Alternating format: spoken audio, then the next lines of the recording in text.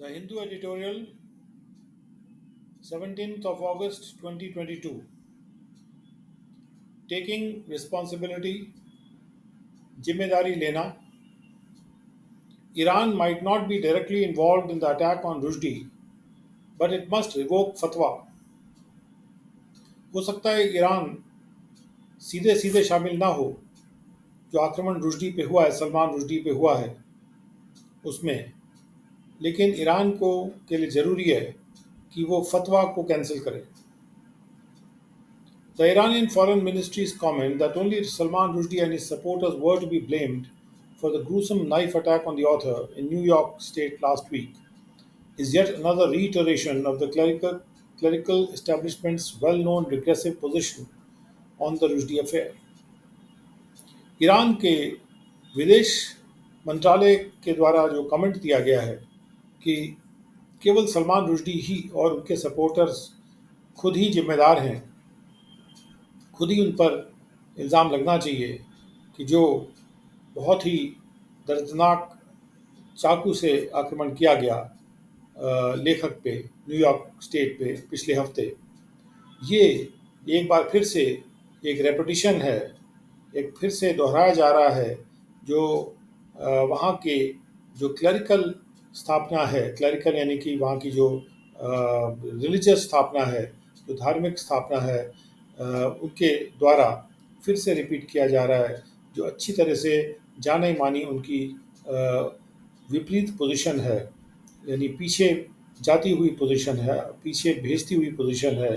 Rushdie affair के मामले में. The 1989 fatwa against Rushdie, issued by Iran's then Supreme Leader Ayatollah Khomeini because he believed the author's The Satanic Verses was blasphemous, has already wreaked enough havoc across the world. 1989 में जारी किया गया जो फतवा था, यानी जो रिलीजियस ऑर्डर था रुश्दी के खिलाफ, जिसको इशू किया गया था ईरान के तब के सुप्रीम लीडर अयतुल्ला खोमेनी के द्वारा, क्योंकि वो ये विश्वास करते थे कि लेखक की जो किताब है सैटनिक वर्सेस, वो धर्म के खिलाफ जाती है, धर्म को तोड़ती है और धर्म की इंसल्ट करती है. इस फतवे ने पहले से ही काफ़ी बर्बादी बर्पा कर दी है पूरे दुनिया के across. It was a rare instance of a leader of a country issuing an extraterritorial death sentence against an author who was living in another country by invoking his pan-Islamist beliefs and clerical authority. ये एक बहुत ही कभी कभार होने वाला मौका था जब एक देश के लीडर ने एक अपने देश के बाहर लागू करने वाला एक डेथ सेंटेंस, एक मृत्यु दंड इशू कर दिया एक ऐसे लेखक के खिलाफ जो कि एक दूसरे देश में रह रहे थे, ये आह्वान करते हुए कि इस्लाम जो है वो पूरे विश्व में फैला हुआ है, इस विश्वास को रखते हुए और उसके साथ साथ ही जो रिलीजियस लीडर्स की जो इस्लामिक लोगों पर अथॉरिटी है वो भी इस तरह से पूरे दुनिया में फैली हुई है. Dozens were killed in rights, दर्जनों लोग उस घटना के बाद जो अफरा तफरी का माहौल हुआ उसमें मारे गए. The books translators and publishers were attacked, book के जो अनुवादक थे और प्रकाशक थे उन पर आक्रमण किया गया. It drove Rushdie underground for years, जिसने रुश्दी को कई सालों तक ज़मीन के नीचे दौड़ा दिया. 33 years later, Rushdie was attacked by a 24-year-old American citizen of Lebanese descent, whose social media accounts are reportedly filled with pro-Khamenei and pro-Iran content. और 33 साल के बाद रुश्दी के ऊपर आक्रमण किया गया एक 24 वर्ष के अमेरिका के नागरिक के द्वारा, जो कि लेबनीज फैमिली से आए हैं, जिनका जो सोशल मीडिया का अकाउंट है, ऐसा रिपोर्ट किया जाता है, वो भरा हुआ है खोमेनी के पक्ष में और ईरान के पक्ष में जो मसाले है उससे भरा हुआ है. Iran has denied any role, Iran ने इस मामले में कोई भी रोल को से मना किया है. It is astonishing that Iran could not even issue a statement condemning the attack and the attacker. और ये बात बड़ी चकित करने वाली और भयभीत करने वाली है कि ईरान एक स्टेटमेंट भी इशू नहीं कर सका इस आक्रमण को की भर्त्सना करते हुए और आक्रमणकारी की भर्त्सना करते हुए। Worse, pro-state media in Iran applauded the courageous and duty-conscious man who attacked the apostate and depraved Salman Rushdie in New York.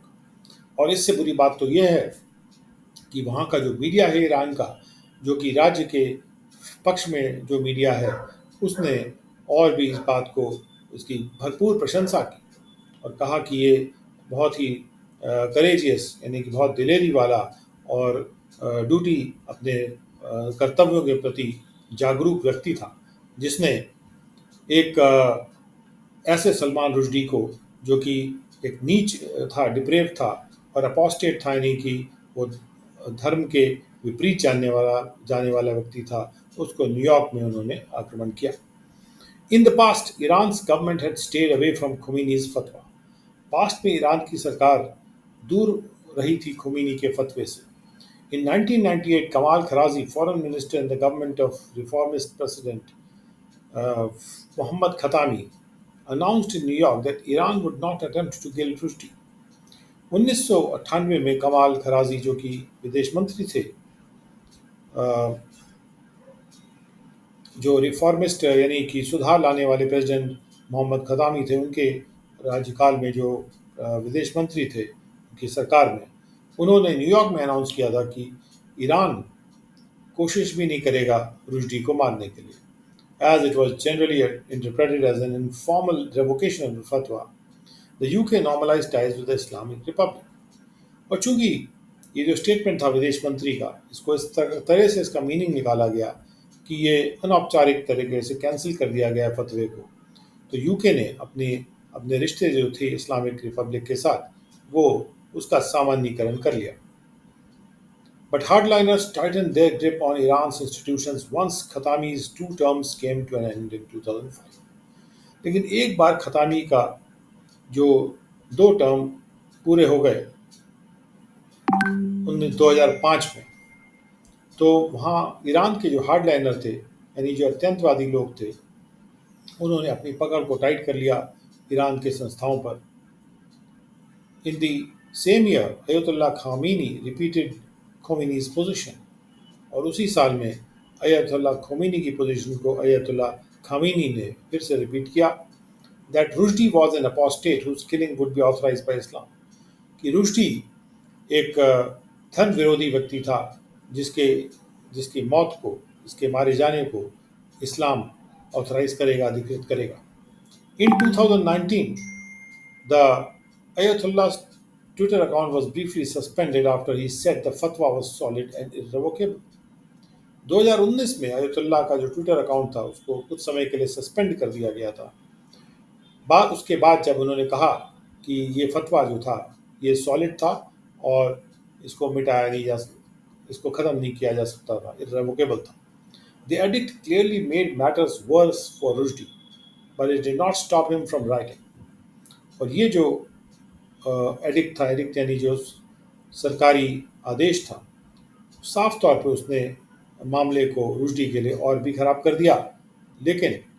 इससे वो लिखने से रुके नहीं। He wrote some of his finest fiction and essays during this period, disproving, as Christopher Hitchens put it, Orwell's fine but fallacious dictum that the imagination, like certain wild animals, will not breed in captivity. उन्होंने अपना कुछ बहुत ही सबसे बेहतरीन fiction और निबंध लिखे इस समय के दौरान, इस कार्यकाल के दौरान, और इस बात को गलत साबित करते हुए, जैसा कि क्रिस्टोफर हिचन्स ने इस बात को रखा था कि ऑरवेल का जो बढ़िया डिक्टम था यानी आदेश था, लेकिन जो गलत आदेश था कि इमेजिनेशन यानी कल्पना चंद जंगली जानवरों की तरह कैप्टिविटी में अगर उसको कैद करके रखा जाए तो वो बढ़ नहीं सकती है, वो ब्रीड नहीं करेगी, यानी कि वो नंबर में बढ़ नहीं सकती है। अगर कल्पना को कैप्टिव कर दिया जाए, बंद कर दिया जाए, तो वो बढ़ नहीं सकती है। ये जो डिक्टम था ऑरवेल का, इसको गलत साबित कर दिया रुश्दी ने, क्योंकि उन्होंने अपनी सबसे बेहतरीन लेख इसी उसी दौरान लिखे जब वो बंदी बने हुए थे। Rushdie continued to live under the Ayatollah's sword, but remained a champion of the freedoms he believed in, something which those who paid for his blood never managed to reconcile with. Iran may not have a direct role in the attack. Rushdie अयतुल्ला के तलवार के नीचे जीते रहे, लेकिन वो champion बने रहे उन आज़ादियों के जिनमें उनको विश्वास था। और ये ऐसी कुछ चीज़ थी जो कि जो लोग उनके खून के प्यासे थे वो कभी भी उसके साथ एडजस्ट नहीं कर पाए। ईरान हो सकता है उसका डायरेक्ट रोल ना हो इस आक्रमण में, but as the fatwa issued by the leader of its revolution has hunted down this armless man of words for over 3 decades, Iran has the moral responsibility, at least now when he is recovering from serious wounds, to revoke the fatwa and unequivocally condemn the attack. लेकिन जैसे जो फतवा issue किया गया था उस उन क्रांति के लीडर के द्वारा, यानी अयतुल्ला खुमैनी के द्वारा, उस फतवे ने इस बिना किसी का नुकसान करने वाले शब्दों के आदमी को हंट डाउन कर दिया, यानी उसको खोज के उस पर आक्रमण कर दिया, और 3 दशक तक ऐसा उन्होंने किया। ईरान की अब ये नैतिक जिम्मेवारी है कि कम से कम अब जब वो अपने सीरियस वूंड से, अपने घावों से रिकवर कर रहे हैं, तो ऐसे में वो फतवा को कैंसिल करें, रिवोक करें, और बिना किसी आम धाम के वो उस आक्रमण को बुरा कहें, उसको गलत कहें। Second editorial, रेमिशन without reform. बिना सुधार के किसी को जो सज़ा सुनाई गई है उसको रेमिट कर देना, यानी कि उसको जितना सज़ा हो गई थी वहीं पे ख़त्म कर देना, कम करके। Premature release of prisoners must be done with discretion and wisdom. कैदियों को अगर समय से पहले रिलीज़ किया जाता है, छोड़ा जाता है, तो ऐसा बड़ा सोच समझ के किया जाना चाहिए और समझदारी के द्वारा किया जाना चाहिए। The release of 11 convicts sentenced to life for the heinous murder of 7 people in the gang rape of 3 women during the Gujarat communal pogrom of 2002 is a questionable decision by the state. 11 जो दोषसिद्ध व्यक्ति थे जिनको पूरे जीवन भर के लिए सज़ा सुना दी गई थी, यानी कि जो लाइफ इम्प्रिजनमेंट की सज़ा के अंतर्गत थे, क्योंकि उन्होंने एक बहुत ही खराब, बहुत जानवर तुल्य मर्डर किया था 7 लोगों का, और गैंगरेप किया था 3 वेमेन का। उस गुजरात के सांप्रदायिक मास मैसेकर के दौरान जब बहुत सारे लोगों को एक साथ मार दिया गया 2002 में, ये जो डिसीजन लिया गया है, ये इस पे सवालिया निशान उठाया जा सकता है स्टेट के द्वारा लिए गए इस निर्णय पे। On the face of it also appears to be illegal. सामने सामने से ये इलीगल भी प्रतीत होता है, as their terms seem to have been remitted without the required consultation with the union government. सामने से सामने अगर देखा जाए तो ये भी प्रतीत होता है कि ये डिसीजन इलीगल है, यानी ये लॉ के अनुसार नहीं है, ये गैर कानूनी है, क्योंकि उनके जो कार्यकाल था सज़ा का, ऐसा लगता है कि उसको कम करके ख़त्म कर दिया गया है बिना जो जरूरी कंसल्टेशन है यूनियन गवर्नमेंट के साथ वो किए हुए। It defies logic that those convicted for direct involvement in the rape of 3 women, the murder of a 3-year-old, and 6 others can be considered candidates for premature release under any remission policy. ये logic के बिल्कुल खिलाफ जाती है बात कि जिन लोगों को दोष सिद्ध किया गया था, क्योंकि वो सीधे वो शामिल थे 3 विमेन के रेप में और एक 3 साल के बच्चे के मर्डर में और 6 औरों के मर्डर में, ऐसे लोगों को अभ्यर्थी माना जा सकता है, कैंडिडेट माना जा सकता है, समय से पहले रिलीज करने का किसी भी रेमिशन वाली पॉलिसी नीति के अंतर्गत ये लॉजिक के खिलाफ है। One of the convicts had obtained an order from the Supreme Court in May under which Gujarat, the state in which the crime occurred, was held to be the appropriate government to consider his premature release. इनमें से एक जो दोषित व्यक्ति है उसने supreme court से एक order प्राप्त कर लिया था मई में, जिसके अंतर्गत गुजरात जो कि ऐसा राज्य है जिसमें ये क्राइम हुआ, उसे ही करार दिया गया था कि वो उपयुक्त सरकार होगी उसके समय से पहले रिलीज को पर ध्यान लगाने के लिए, यानी उन पर विचार करने के लिए। The court had asked the state to decide the application under its 1992 remission policy as it was the relevant one on the date of conviction in 2008. Supreme court ने राज्य से ये कहा था कि वो उस कॉन्विक्ट की एप्लीकेशन को, उस दोषित व्यक्ति की एप्लीकेशन को अपनी 1992 की रेमिशन नीति के तहत निर्णय करे, क्योंकि वो ही सुसंगत रेमिशन पॉलिसी थी उस तारीख को जब ये कन्विक्शन किया गया 2008 में। However, it is difficult to treat this as a waiver of the requirement under Section 435 of the Code of Criminal Procedure, which makes consultation with the center mandatory. लेकिन बहरहाल इस तरह का जो ऑर्डर है इसको मुश्किल से ही हम ऐसा ऑर्डर मान सकते हैं कि यहाँ पर जो सेक्शन 435 है कोड ऑफ क्रिमिनल प्रोसीजर का, दंड प्रक्रिया का जो कोड है, उसकी जो ज़रूरत है कि भाई सेंटर के साथ कंसल्टेशन एकदम आवश्यक है इस निर्णय को लेने के लिए, ये जो रिक्वायरमेंट है, ये ज़रूरत है, इसको वेव कर दिया गया हो, यानी कि इसको ज़रूरी ना कह दिया गया हो, इस तरह से इस सुप्रीम कोर्ट के ऑर्डर को नहीं माना जा सकता है। Further, a constitution bench in 2015 held that consultation meant concurrence in this provision. और इसके आगे ये बात भी है कि कॉन्स्टिट्यूशन की एक बेंच थी, यानी सुप्रीम कोर्ट द्वारा गठित एक कॉन्स्टिट्यूशन बेंच थी, जिसने ये कॉन्स्टिट्यूशन का सवाल डिसाइड किया था 2015 में, और उन्होंने होल्ड किया था कि सेक्शन 435 में जो शब्द कंसल्टेशन है उसका मतलब जो है कंकरेंस है, यानी कि उस बात से एग्री करना, केवल कंसल्ट ही नहीं करना, उनको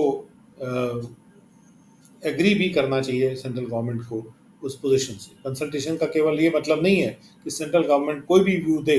आप उसको माने या ना माने, क्योंकि आप प्रक्रिया के रूप में कंसल्टेशन नहीं कर रहे हैं। कंकरेंस होना चाहिए सेंट्रल गवर्नमेंट का, यानी सेंट्रल गवर्नमेंट को भी ये बात, यूनियन गवर्नमेंट को भी ये बात से एग्री करना चाहिए, मानना चाहिए कि हाँ सज़ा रेमिट की जा सकती है। The remission also runs contrary to the spirit of contemporary thinking on treating crimes against women and children, especially rape combined with murder, as so heinous that the perpetrator should not be considered for remission. और ये जो सज़ा का को कम करने वाली की जो घटना है, का जो निर्णय है, ये आजकल की सोच की आत्मा के भी खिलाफ जाता है, के विपरीत जाता है। क्राइम्स को जो विमेन और चिल्ड्रन के खिलाफ किए जाते हैं उनको कैसे मानना चाहिए, इस बात को लेके, ख़ास तौर पे रेप जैसे क्राइम को लेके, और साथ में जहाँ पर मर्डर भी शामिल हो, कि इस तरह के क्राइम जो आजकल की कंटेम्प्रेरी थिंकिंग है, यानी आजकल की जो थिंकिंग है कि इस तरह के जो क्राइम होते हैं विमेन और चिल्ड्रन के खिलाफ, वो इतने जघन्य होते हैं कि उन क्राइम्स को करने वाले लोग जो हैं उनको रेमिशन के लिए बिल्कुल भी सोच विचार नहीं किया जाना चाहिए। It is not clear if the committee that recommended remission had considered the disquieting effect that release of these prisoners might have on the survivors and other members of the affected community. ये बात साफ नहीं है कि यदि जो समिति थी जिसने रेकमेंड किया था रेमिशन को, यानी जिन्होंने संस्तुति दी थी रेमिशन करने के लिए, क्या उन्होंने इस बात पर सोच विचार किया था कि इन प्रिजनर्स के रिलीज का कितना अशांत करने वाला असर होगा उनके प्रिजनर्स के जो अफेक्टेड समुदाय थे, जिस समुदाय पे इसका असर हुआ था, उनके सर्वाइवर्स पे और दूसरे समुदाय पे के सदस्यों पर। A life sentence normally means that a convict has to spend the natural life in prison. Life sentence यानी कि जो जब जब जीवन पूरे जीवन भर का जो सेंटेंस सुनाया जाता है प्रिजन में होने का, नॉर्मली उसका मतलब यह है कि एक दोष सिद्ध व्यक्ति को अपना जो नेचुरल लाइफ है उसको प्रिजन में ही गुजारनी होगी। The criminal procedure code does permit premature release in the form of remission और commutation, but it should be based on a legal and constitutional scheme and not on a ruler's whimsy. Criminal procedure code जरूर permit करता है कि release prisoner की release को प्रेमेच्योर समय से पहले रिलीज को रेमिशन के रूप में, यानी रेमिशन यानी जहाँ सज़ा को वहाँ तक ख़त्म कर दिया जाता है जहाँ तक काट ली गई है, या कम्यूटेशन को यानी कि जितने साल की सज़ा है उसको बदल के कम साल की सज़ा में परिवर्तित कर देना। लेकिन इसको आधारित होना चाहिए किसी लीगल या संवैधानिक स्कीम पर और किसी रूलर के मन घड़ंत निर्णय पर ये आधारित नहीं होनी चाहिए। The power of remission has been conferred on the union and state governments, apart from the sovereign power of clemency enjoyed by the president and the governors, so that it can be used to temper the law's rigors with an element of grace. जो रेमिशन का power है उसे प्रदान किया गया है union government को और स्टेट गवर्नमेंट को, और इसके अलावा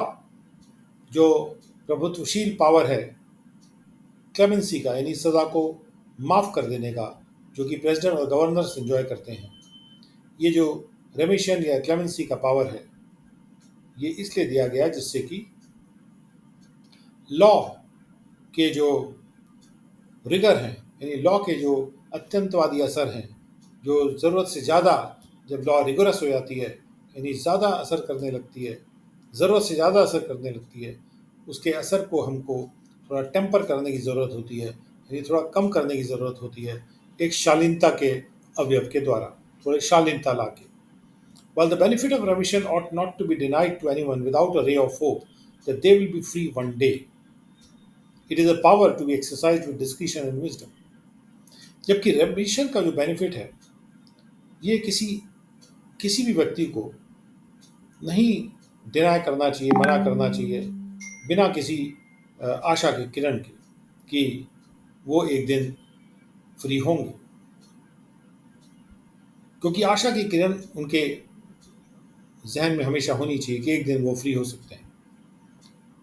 लेकिन ये एक ऐसा पावर है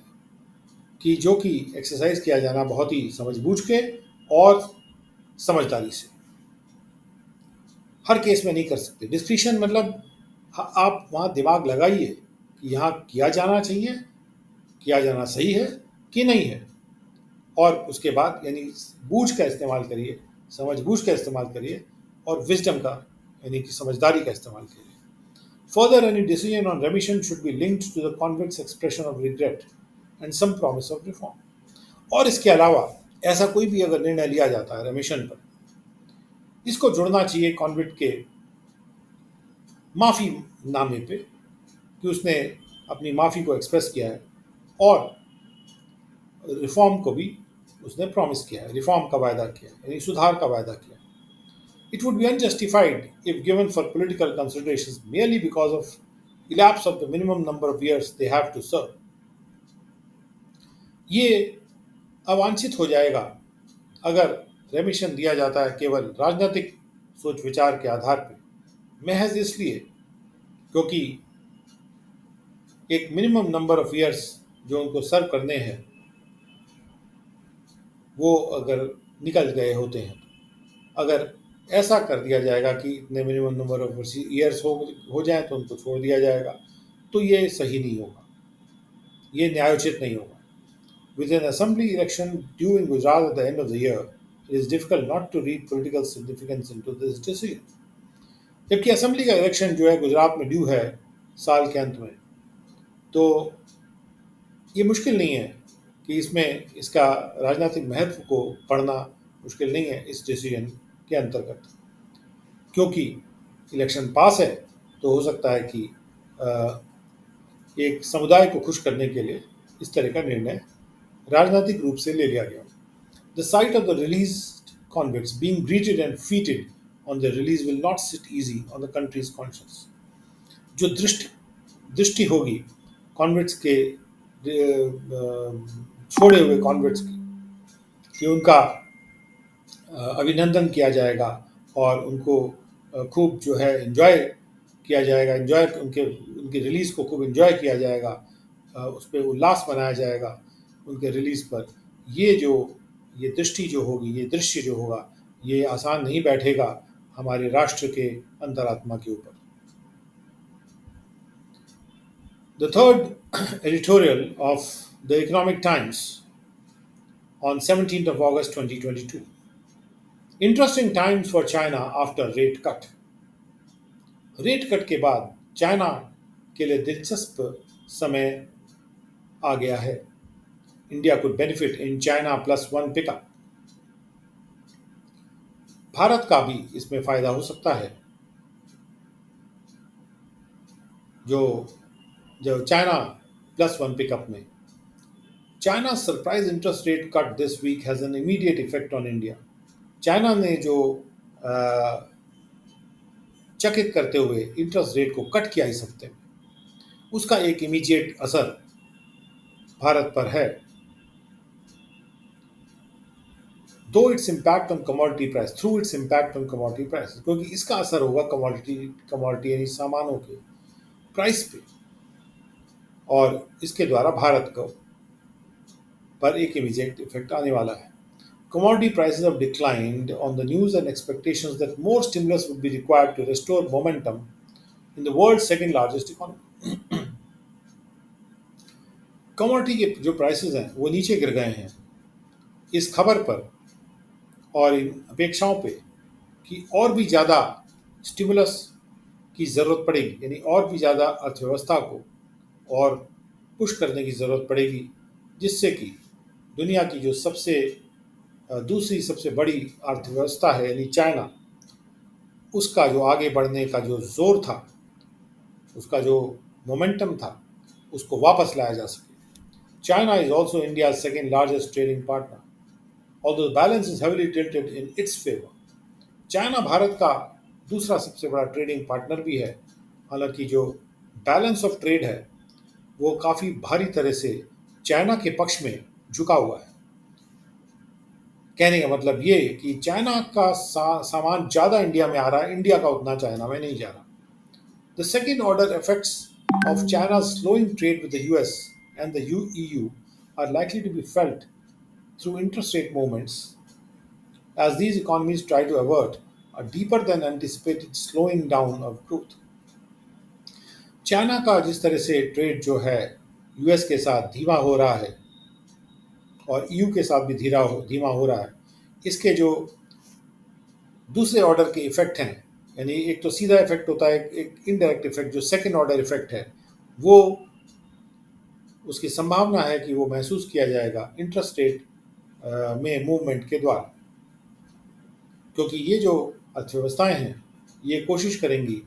कि जो इन्होंने पूर्वानुमान नहीं किया था उससे ज़्यादा डीप ग्रोथ जो है उनकी धीमी हो रही है। Beijing has a policy space to reduce landing rates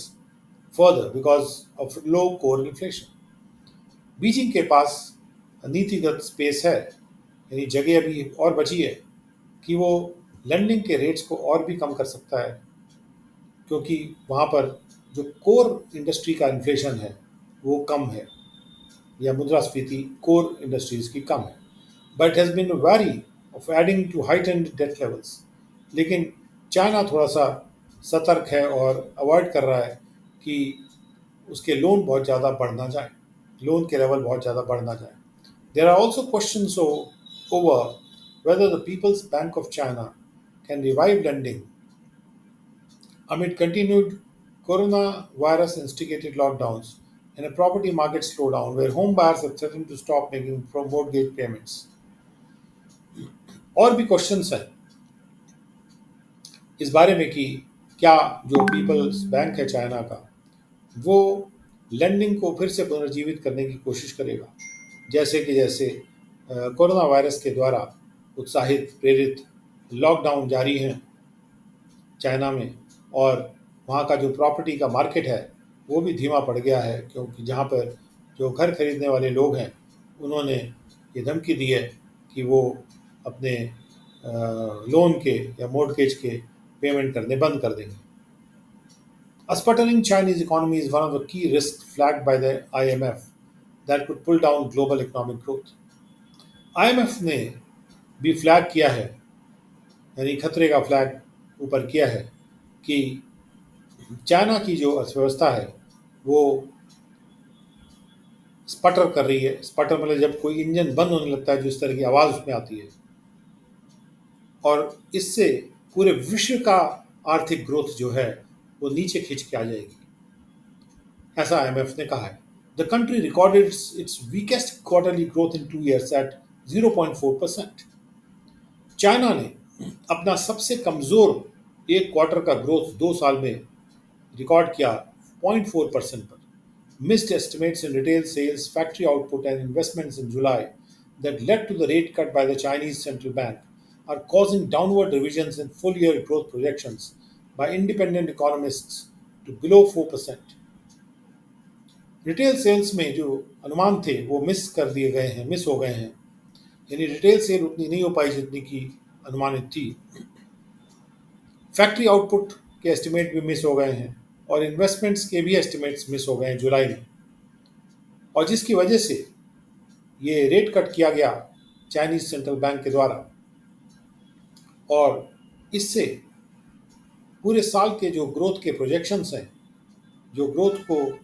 अनुमान लगाया जा रहा है कि आगे फ्यूचर में ग्रोथ कितनी होगी, उसमें नीचे की तरफ रिवाइजन किया जा रहा है इंडिपेंडेंट अर्थशास्त्रियों के द्वारा 4% से नीचे का. यानी जो अर्थशास्त्री है वो कह रहे हैं कि 4% से कम ग्रोथ चाइना में पूरे साल में होगी. Beijing has so far given no indication that it will deviate from its stance on a zero COVID policy, even as the rest of the world has dropped restrictions.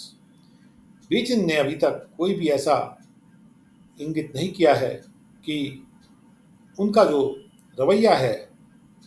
Zero Covid policy का, उससे वो हटेंगे. जैसे कि बाकी दुनिया है, उसने तो अपने कोविड के रिस्ट्रिक्शंस यानी रुकावटों को ड्रॉप कर दिया है, लेकिन चाइना ने ऐसा नहीं किया. And a crucial Congress of the Chinese Communist Party that is expected to clear the way for a third term for President Xi Jinping will take place as joblessness among the youth is at record high. और एक बहुत ही important Chinese Congress party का अधिवेशन हो रहा है, कांग्रेस हो रही है, जिससे ये अपेक्षा है कि वो प्रेसिडेंट जी जिनपिंग के तीसरे टर्म का रास्ता साफ कर देंगे. और ये जो कांग्रेस ऐसे समय में होगी जब यंग लोगों के बीच में जो जॉबलेसनेस है, यानी उनमें नौकरियां नहीं हैं उनके पास, वो एक रिकॉर्ड हाई पे है. Chinese lending to advanced economies and to developing world is tied to its growth rate. China जो पैसा देता है, लेंड करता है, लोन एडवांस इकोनॉमीज को और डेवलपिंग वर्ल्ड को, वो उसकी ग्रोथ रेट से जुड़ा होता है.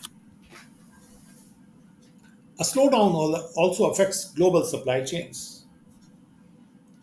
अगर इस मामले में स्लो डाउन आता है तो उससे विश्व की सप्लाई चेन पर भी असर होता है. And business could accelerate their China +1 strategies. और जितने भी बिजनेसेस हैं वो अपनी चाइना +1 रणनीतियों को और तेज़ कर सकते हैं, यानी कि वो ये कोशिश करेंगे कि चाइना के अलावा वो अपने बिजनेस किसी और देश में भी, चाइना के अलावा किसी और देश में भी लगाएं, दैट इज चाइना +1, और जिससे भारत को फ़ायदा हो सकता है. यानी वो अपना जो दूसरा बिजनेस है हो सकता है वो इंडिया में लगाए, तो इंडिया को इससे फ़ायदा होगा.